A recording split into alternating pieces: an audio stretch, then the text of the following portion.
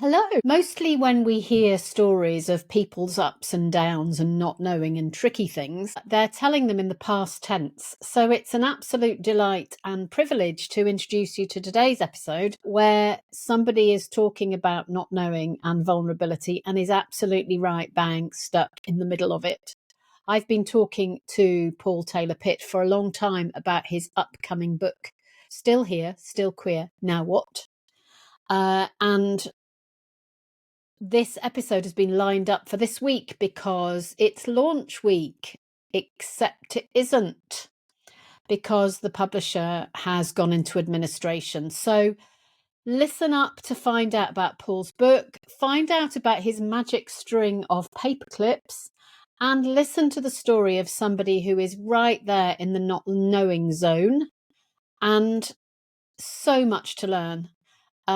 And I didn't ask him any of the questions that I had lined up because what we talked about seemed more important in the moment. So I'd love to hear what you think. Send us an email, info@3dcoaching.com. And if you like this episode, do share it and subscribe or follow where you download your podcasts. Over to you. You're at the Coaching Inn, 3D Coaching's virtual pub, where we enjoy conversations with people who are engaged in the world of coaching. Welcome to the Coaching Inn. I am your host, Claire Pedrick, and today I'm in conversation with a coach, OD consultant, author, lovely person, Paul Taylor-Pitt. Welcome to the Coaching Inn, Paul. Thank you for having me on karaoke night in the Coaching Inn. Well, that was a surprise. Watch out, listeners. Here it comes. So, what would your karaoke song be? So, in the music of your choice, you better be careful because I've been to see Showstoppers the musical. Oh wow, okay. And would you have like a go-to track if someone like I can't sing, but if you suddenly found yourself in a karaoke night and someone said, "Okay, Claire, you're up next," would you be like, "Hit it"? Well, it would have to be something I could remember the words. But the words are there. That's karaoke. Oh, that's true. So it would be 80s. Do you know, we have a family birthday thing once a year, and all of us have our birthdays quite close together, and we go away for a weekend. Oh, nice. And each person organises a surprise. And last year they organised a karaoke at 11 o'clock on a Sunday morning, which was really weird. Yeah. And such fun. So it would be School Bag in Hand by ABBA from the musical Mamma Mia. Okay, I don't know that one. I'll have to check it out. I like the idea of doing it at 11 in the morning. It's a bit like having a bath in the daytime. It feels really exotic. Yeah, absolutely. So, yeah, recommend. So I would have asked you just said you couldn't sing, which got you out of that one. But I could have said, introduce yourself to the tune of your favourite musical. Oh, wow. No, I mean, I can't sing. It doesn't stop me. My husband does say I sing like Kermit being kicked down a slide, which I think is the best metaphor ever. Kermit, the frog, Kermit. the Muppet. Which gives you a sense of my level of ability. But yeah, don't let it stop me. Introducing myself. So my name's Paul. I am a fan of yours. I'm a coach, a mentor, a OD strategist, I've started calling myself, rather than a practitioner, because it's kind of shifted a little bit. I'm an author, podcaster. Like, I just love adding hyphens and just going, and this, and this, and this. The only downside is like no one in my family has a clue what I do for a living. They've never understood, but I quite like it. I like having the freedom just to add more and more and more. So tell us a little bit about your journey through those hyphens. I think it started when I left employment. So those hyphens, I guess I would have always described myself as, this is my job. And so my job was always in organization development for a long time. And I'd created a role which didn't exist in the National Health Service. So I was leading a national organization development community because it didn't exist, and I was looking for one myself, and it wasn't there. And then I was given the opportunity to create one, and then I spent the next almost 10 years building that community from a bunch of interested people who were looking for each other to a place where people could come and invent stuff and learn and grow. And I was just coming up for my 10th anniversary, and I thought, I have to leave because I've peaked. This is it. It's not going to get any better than this. I'll never get another job this good. And so I left and started my own business. And through that was more deliberate about coaching in a way that I'd been doing it as part of my work, but I wanted to do it as a natural offer. And then through that came more mentoring around OD practice. And then I started to discover a bit more freedom of not being employed. And so that came an opportunity to write a book and have a podcast. So all of those things, I feel like they've sparked from a place of possibility, a place of freedom, but built on, I mean, essentially like a 20-year career of doing that, but in organizations. And actually, I know one of your previous guests. I was just listening to Jackie Lawler's episode, and Jackie and I knew each other from our NHS days. So it was really lovely to hear her story as well, because Jackie's amazing. Oh, that's fantastic. So this journey of hyphens, and then the book. It sounds as though you've done a whole load of things, mini experiments, and most of them have succeeded. And therefore, and then you've done another one, and that's succeeded. Yes, I'm not good with failure, so I like doing stuff that succeeds. But I go through, like, I know that you've talked about it on the podcast. I don't think I have ADHD. I know a lot of people who do. And I think everyone has some kind of neurodiversity to some degree. So I'm probably like maybe at the very, very blurred boundary of it. But I do get a bit hyper-focused on stuff. So I went through my marathon running phase and did like 7 marathons in 2 years. And then it was like, I'm going to do a doctorate now, and did that for a few years. So I tend to find something, do it, and then I'm done. I usually don't repeat stuff. So a friend of mine, when I was writing my book, sent me a quote about, I can't even remember the quote now, so this is going to be a bad story. But it was a quote that was like, you just have to write something every day. And I was, because I love stationery, I was sitting there with a bunch of stationery. So every day I wrote something, I just added a paper clip to a chain of paper clips so that I could see this thing growing every day. And I think that's how I see my career and my life, I guess, just adding another paperclip when I've experimented with something, tried something, and gone, well, either I enjoyed it or I didn't enjoy it, or it worked or it didn't work.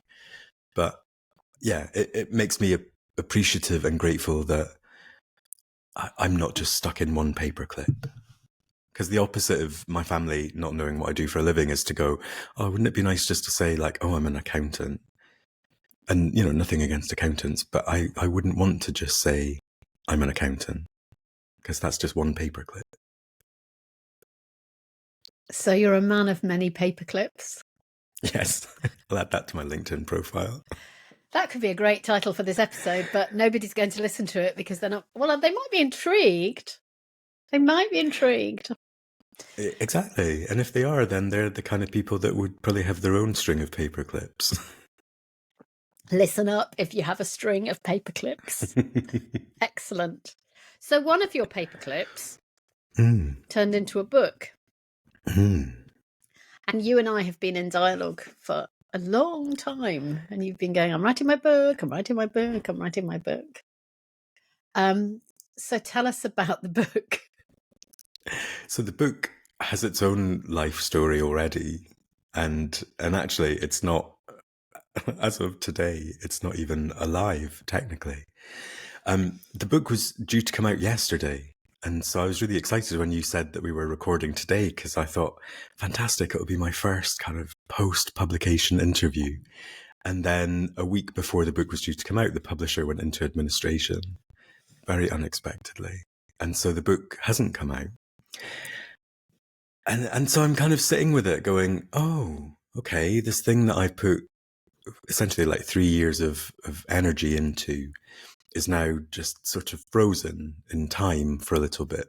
And the path that I expected it to be taking has ended.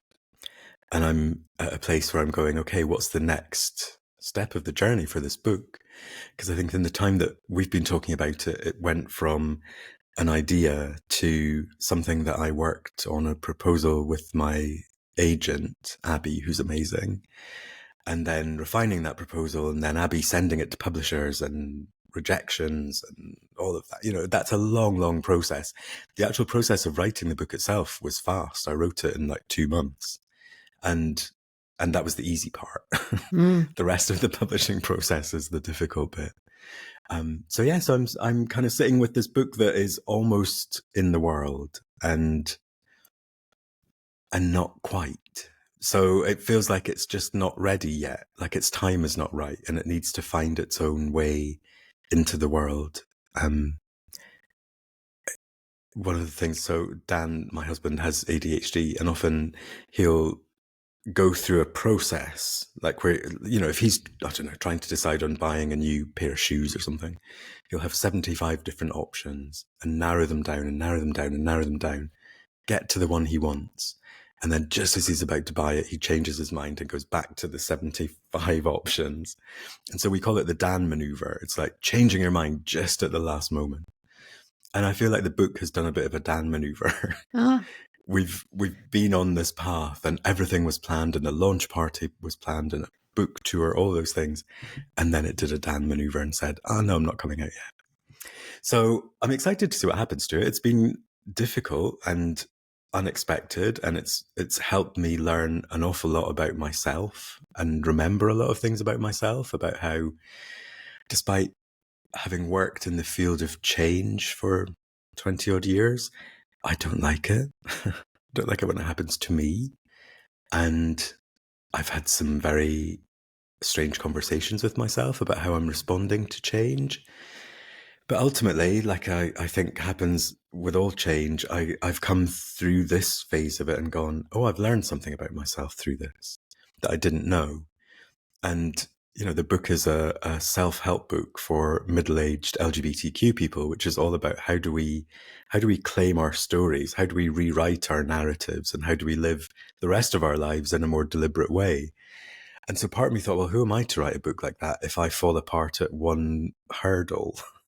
And so this has been a really interesting experience to get to the stage of going, it's here. Oh, no, it's not. How do I deal with that? How do I talk about it? How do I show the vulnerability that comes with initially what I saw as a failure on me, even though it was nothing to do with, you know, the publisher went into administration. Not my fault. Just because it happened a week before my book, it felt a bit personal. And so I've had to deal with all those feelings of failure and shame of saying to people, actually, my book's not coming out.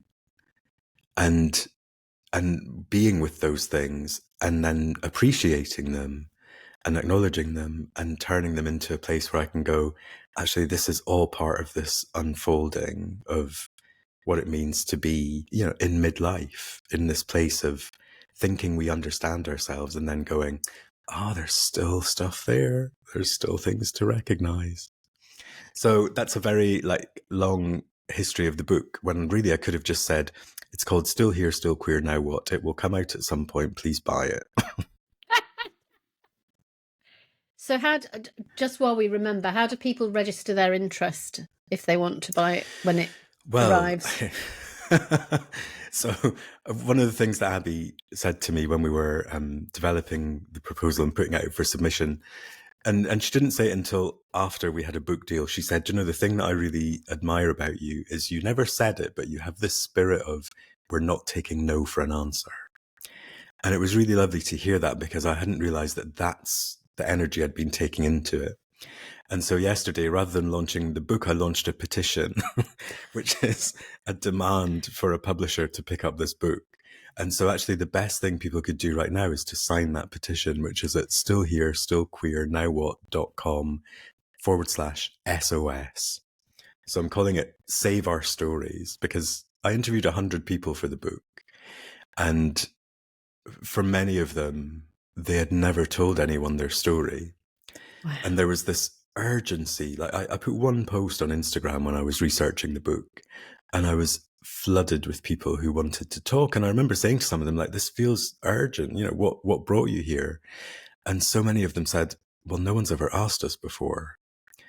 And so I guess the premise of the book is that for people like me in my 50s, I'm part of a generation that has never existed before. Like, there's been no generation of us who can live legally in our midlife with pretty much the same rights in this country as everyone else. And yet for many of us, we're still struggling with demons of what it was like to grow up in a time when actually for the first 7 years of my life, I was illegal. And growing up through Section 28 in the UK, surviving the AIDS pandemic, the unequal age of consent, the fight for equal marriage, you know, all of these things have happened in my lifetime. And that, you know, illegal 6-year-old would never have imagined that I could be living in a 25-year relationship with my husband, even the fact that he's my husband, being successful in what I do as myself. That would have been unimaginable to that youngster. And yet we're still struggling a bit. Like one of the people I interviewed, and it's the quote that starts the book, just talks about how we're a bit of a lost generation because the people who came before us couldn't be themselves. They couldn't live openly. And just as they were beginning to, AIDS came along. And so we lost a generation of people who would have been our role models or our elders. And so we find ourselves in this position of being the emerging elders of our community, but we're making it up as we go along. We don't know what we're doing either. So the book was an attempt to try and bring some structure to that and to weave all of those stories throughout the book. So launching the petition was less about, you know, the book needs to be published, but actually these stories can't be silenced. They've been unheard for so long. And so yeah, I'm just encouraging people to sign the petition. Who knows what will happen with it, but it's a way of then staying in touch with people to let them know what's happening about the process as well. So if you want to read the book when it comes out, I'll put the link in the show notes. You can go straight there and connect. Amazing. And thank you, because you said when it comes out, because for a while I've been going if it comes out. Well, and I'm starting to then... It's written, it's typeset. Yes. But I don't own the copyright to the typeset. That's the thing. This is the whole thing that I'm like, I know too much about the publishing industry now. I own the rights to the work, but I don't own the rights to the book. So in finding a new publisher, we start almost not from scratch because the book is done, but you know, a publisher will then have to decide what they do with that book. Because the typesetter hasn't been paid. Well, because the publisher owns the copyright to the layout, the cover design, the font, all of those things. You know, who knew? And this is the thing. It's like, you know, when they say like, never see how a sausage is made, never see how a book is made. You will never want to read another one again.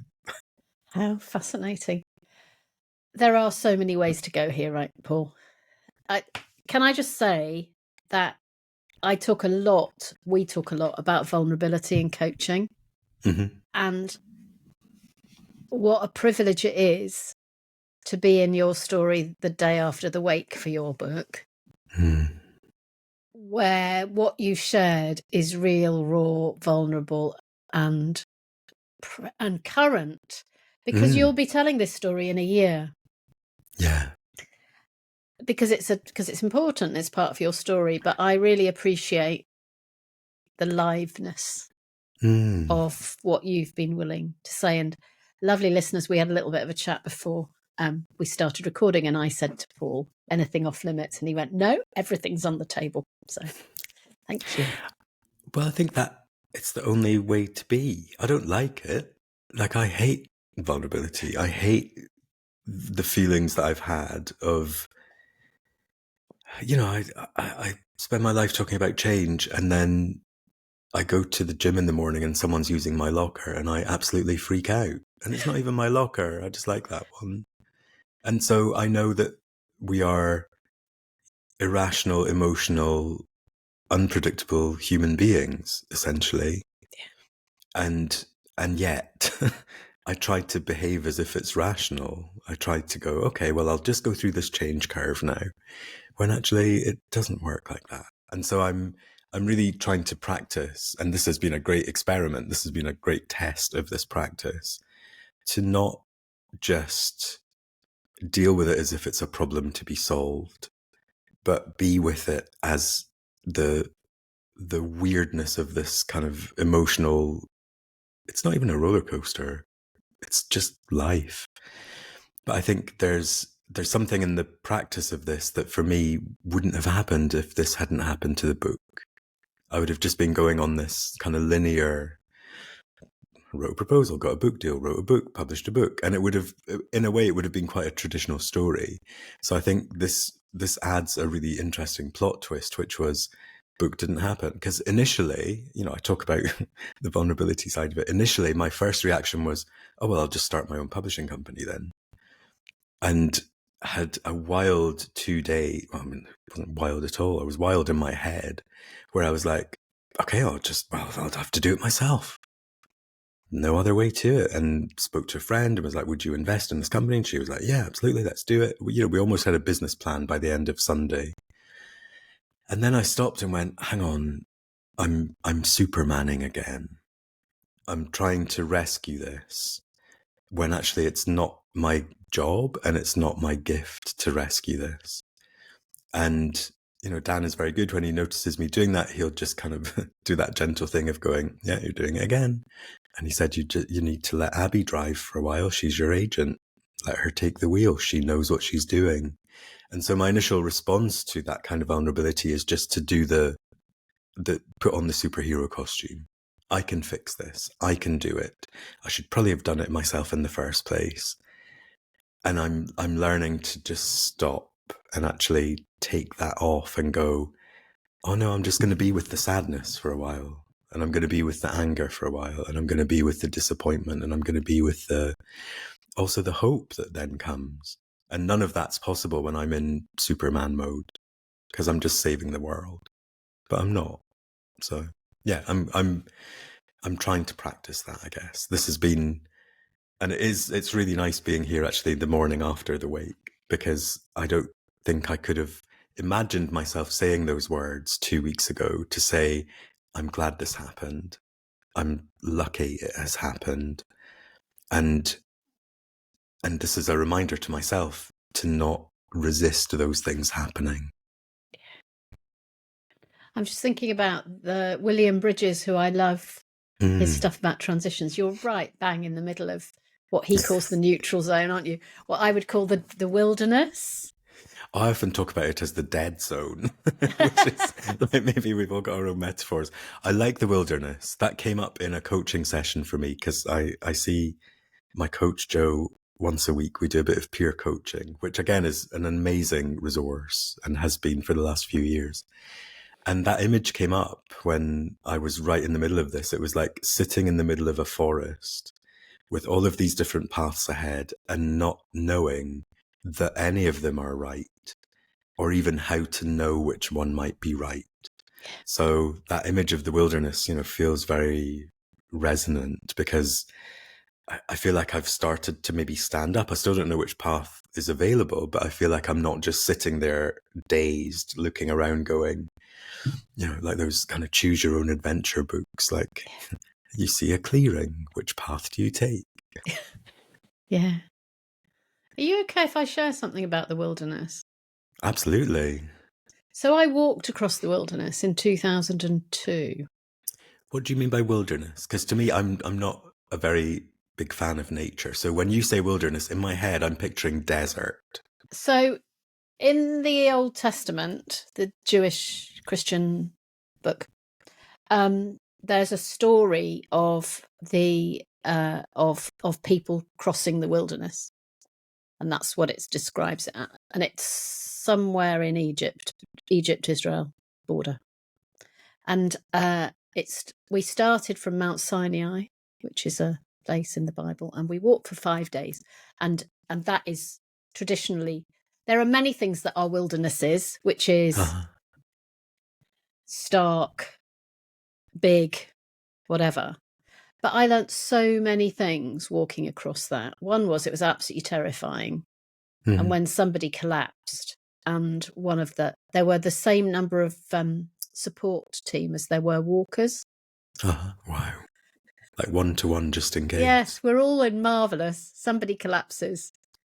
One of the guys opens his rucksack. He's got 5 IV drips in his rucksack. And you think, okay, this is a little bit more serious than we thought. You didn't tell us there was an IV involved. No. And then somebody went, oh, well, if she's really ill, somebody will come in by helicopter. No, they won't. If we have to get her out on a camel and then a truck. Wow.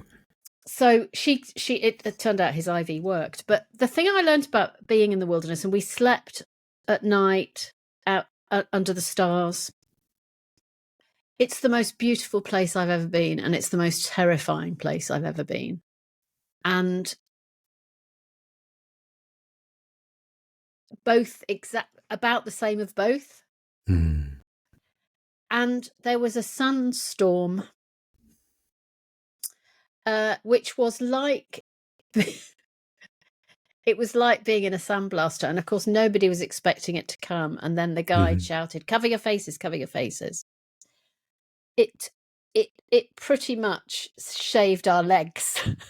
This sandstorm, like nature's exfoliator. Yes, it was like being in an exfoliating machine. Wow. And you couldn't see while the sandstorm was coming because you had to cover up. And when the sandstorm arrived, the desert was barren. It was probably 2 minutes when we took our head coverings off to see what was happening. There were green plants everywhere, and they were huge. Like one of them was like a metre wide. And you want to go, well, how did that happen? And I just want to offer you that was my experience of the wilderness, that there was nothing and then boom. And it was all the feelings, the good, the bad, the ugly. What was going on for you in those 2 minutes of being isolated from vision and the world? Well, we weren't expecting it. That sounds familiar, Paul. Mm. And in that moment, you've just got to do what you're told. And you don't know if it's going to be, you don't know how long it's going to be for, but you just do what you're told. Of course, we couldn't hear because it was loud. It was really loud. Really?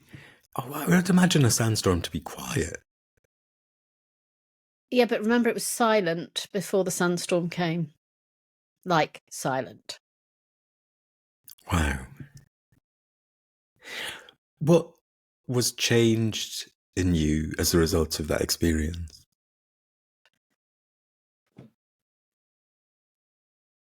I think it was a really good learn that some things take a long time to change and some things can change instantly.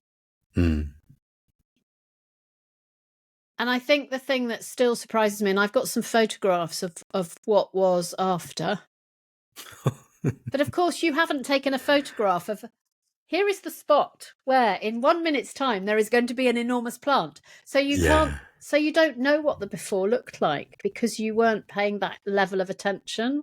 Mm-hmm. But you know what the after was because the after is these plants just appear from nowhere. And I think that was it was a real lesson that things can change quickly. Either way. It was all fine and then it wasn't. And then suddenly you get all these bonus features. There's something, and I love that story. I mean, it sounds horrendous, and I'm glad you survived it. But I love the story. I love the imagery of it, and it reminds me of something of your work that I quote a lot, where you say, "If I know where the conversation's going, I'm not coaching." Yeah. And I think of that a lot, not just in my coaching, but in life. And if someone had said to me, "You're going to write a book, and then a week before it comes out, the publisher is going to go bust," I would have probably said, "Oh no, I'm not going to put myself through that." If you know what's coming, it just spoils everything. And yet I know that I was going to say people, actually I like certainty. I'm not good in ambiguity. I'm not good with not knowing. And that's a constant practice. But actually, I don't want to know. I don't, it's like if someone said, oh, would you want to know the date of your death? No, thank you. I'd rather just be in the storm and just see how long it lasts and come out of it the other side. So I love that story. It feels, I think I'm still in the sandstorm, but I'm actually okay in it. And what a gift you are to the world, Paul, because you have been so out that the book was coming. That so often, I think, we experience a disappointment and we can keep it a secret. So all of us experience disappointments. And I know yours is a bit huge one, but often when we experience a disappointment, a few people know. Yeah. But you're having to manage this in the public domain. By choice. And that also came from the experience. The publishing journey itself is a bit of a wilderness, or it has been, because so much of it is secret. And so, writing a proposal, it's like, it's a very intimate, just between me and my agent, we're kind of hunkering down. And then it goes off to publishers, but you can't talk about it and you can't tell which publisher is looking at it and who doesn't. And I remember Abby saying at the beginning, because I said, should I tell people about this? And she was like, it's totally up to you, but just be careful that people will start asking you, how's the book going? What's happening? And she's like, this is a long process. And so I told a few people that it was happening, but I waited until the deal was signed and there was a press release, which was probably about 18 months of a journey before I then went public about it, because I didn't want to keep saying, oh, I don't know what's happening. I think that what I noticed in that time was I wasn't doing well with keeping it a secret. And the word that you used there was so unbelievably right when you said you've been really out about this.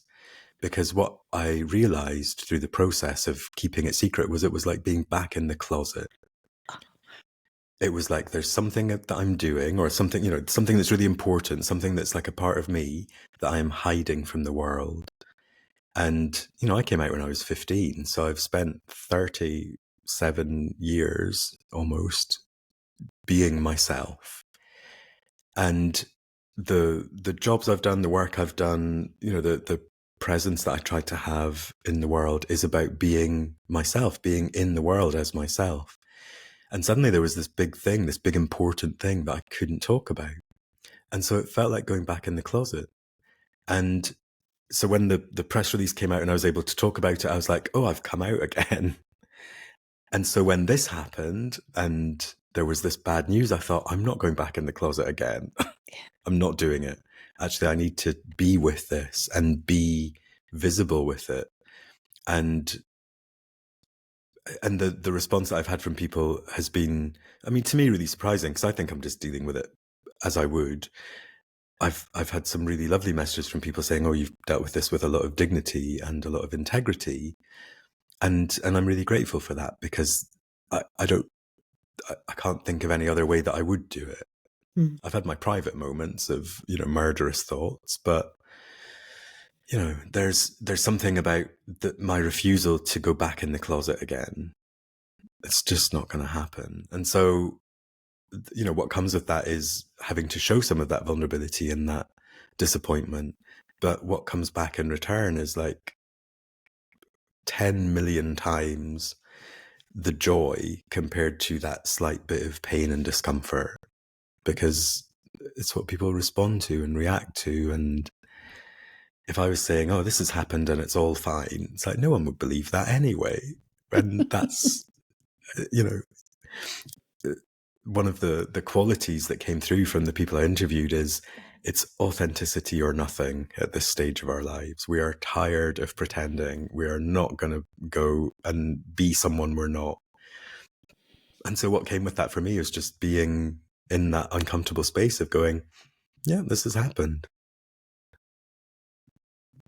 Well, thank you for coming in your not knowing space. I mean, I hate it. This is the thing. I love it and I hate it. It's always going to be both. It's always the Yeah, of beautiful course. and the dangerous. It's Yeah. the bit of going, oh yeah, I talk about beginner's mind all the time. It's like, yeah, but not me. It's fine for other people. And yet, when it happens, I realize this is why I talk about it, because it's important. Wow. So what would you want to say to listeners who are a little bit averse to not knowing? You're my people. I am you. I don't like not knowing. I don't like uncertainty. I don't like ambiguity. And yet, how boring would it be to be certain about everything? How, look at the world we're living in at the moment with so many people who sound so certain about things that are so complex and unknowable. It's theatre. It's fiction. And I'd much rather be in that place of not knowing and be open about not knowing than pretend that there is some solution to this wildness of life. So yeah, they're my people. I feel it. I wouldn't persuade anyone to change. I wouldn't I wouldn't dream of saying, oh, don't be like that. Because if someone said to me, don't be like that, I'd be like, yeah, whatever. I'm quite okay being like that. That's such a beautiful message that says, it's hard for all of us and we are in it. And for coaches, we are in it every day or not. Yeah. I think the times when I'm at my worst as a coach is when I go, oh no, what's going on here? Exactly. And I have to go, oh, stop it. Yeah. Yeah. That may or may not be true, but it doesn't matter. It's that spot, isn't it, between not being out of control, but also not being in control. And I think that's where the work happens. I could talk to you all day. I've got so many things I want to ask you. And our lovely listeners need to move on. And what I love as much as knowing an ending is also a bit of a cliffhanger. So I quite like leaving unfinished. I quite like going, oh yeah, we could just keep talking, and knowing that potential is still there and that we will keep talking, maybe in different places, but that to be continued, which I guess is the theme for me at the moment. Nice. So what's your podcast, Paul? So my podcast is called Still Here, Still Queer, Now What, after the book. And it's a combination of me rambling about the world and then interviews with people either who feature in the book or who I didn't have time to interview in the book. So I've got some amazing interviews with all kinds of fantastic people. I also have a couple of other podcasts which are now like archive podcasts, but I still go back and listen to them. And actually, the first one that I did in lockdown was called Hopecast, which was a podcast on spirituality and sexuality with a very diverse group of people. Someone who was raised Christian, someone who was raised Muslim, someone who was raised Buddhist, a drag queen, and me in the middle of it all going, I don't make sense of any of this. And so we did Hopecast. We did about 80 episodes over that time. And there were 6 of us all around the world. 4 of us got together last night at the launch, at the wake, which was lovely. So we were thinking we might do a reunion of Hopecast because we felt like actually maybe it's about time for a bit more hope. And I did another podcast just as a bit of a side project once when I was a bit quiet, which was called Exploring the Heart of Change. And that was about having conversations with people who'd either made a change happen or a change had happened to them to see if they could find some art at the heart of it. So that was just a short series, I think, of about 8 episodes. So yeah, I like podcasting and I love being a podcast guest. I'm very honoured to be part of your story as well. Well, thank you for coming. So lots of podcast places to find Paul. I'll put his website in the show notes. If you want to find out about the book, sign the petition. Yes. And we'll change the show notes when the book comes out. Thank you. Thank you for having me. And thank you for, just your brilliant, inspiring self. Your work has made such a difference to my work. And I will always be grateful for that. So thank you. Well, thank you. And thank you for bringing to the world a story that needs to be told, which is coming soon, somewhere, probably. Thank you, everyone, for definitely. Thank you, everyone, for listening. Thank you, Paul, for coming to the Coaching In. We'll be back next week with another episode. Bye-bye. If you've enjoyed what you've heard today, we'd love you to share the podcast with a friend or leave a comment on social media. And if you'd like to become a regular at the Coaching In, you can subscribe on Podbean and all major podcast channels. We look forward to welcoming you next time. You've been listening to The Coaching In, 3D Coaching's virtual pub. For more information, check out 3dcoaching.com.